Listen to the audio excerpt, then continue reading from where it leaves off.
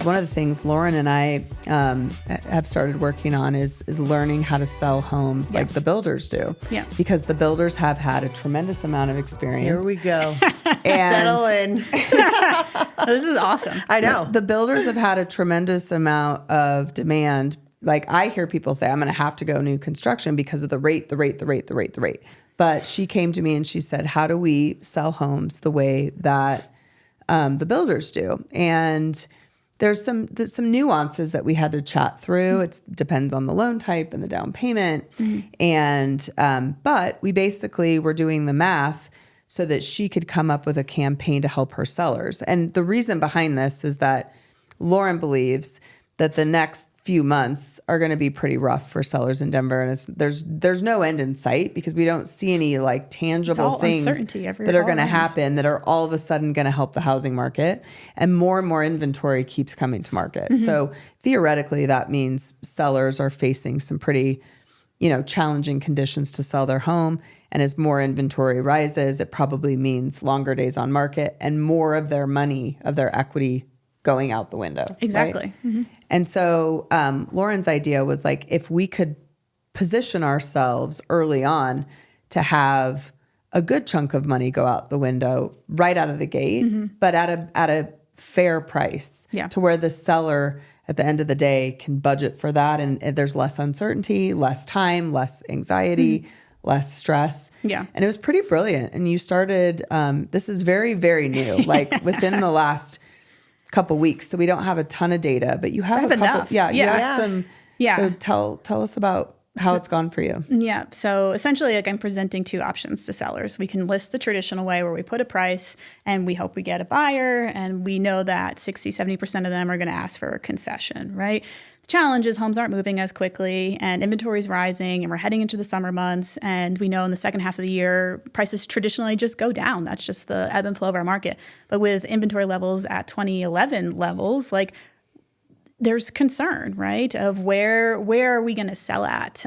Especially the people who are sitting eventually are going to drop their price to sell because they have to sell, and that becomes the new comp in the neighborhood. And so we're essentially we could be chasing the people who are desperate.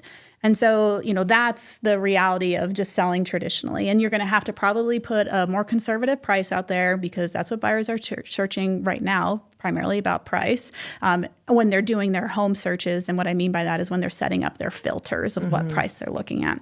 And so, if you have this price, the reality is that you're going to be on the market. If you didn't price it or the market's moving, you're going to have to drop it 4 to 5% just to get some new eyes on it. So that's automatically a price shop.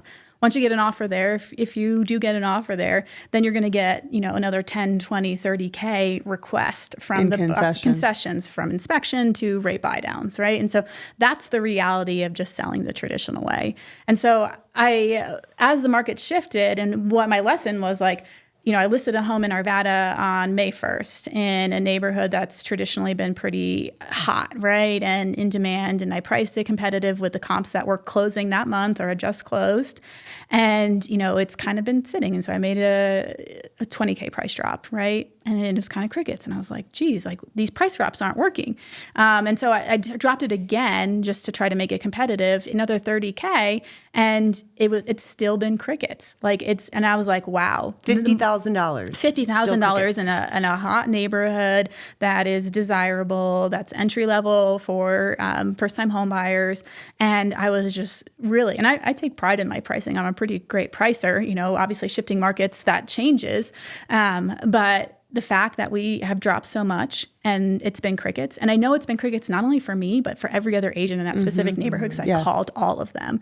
And so it's the market. And I was like, oh shit, sorry, this isn't working. Like what's going on in the market right now that it is not showing up in the data, right? And so I can't even look at the old reports anymore because it's not real time. And that's the challenge. Like we're using old data to inform and advise our clients when the market's moving in a way that, it's hard to predict sometimes.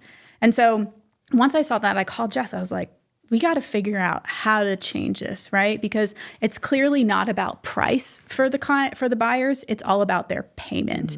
And so we reverse engineered, just like you're saying, how do we market a payment, right?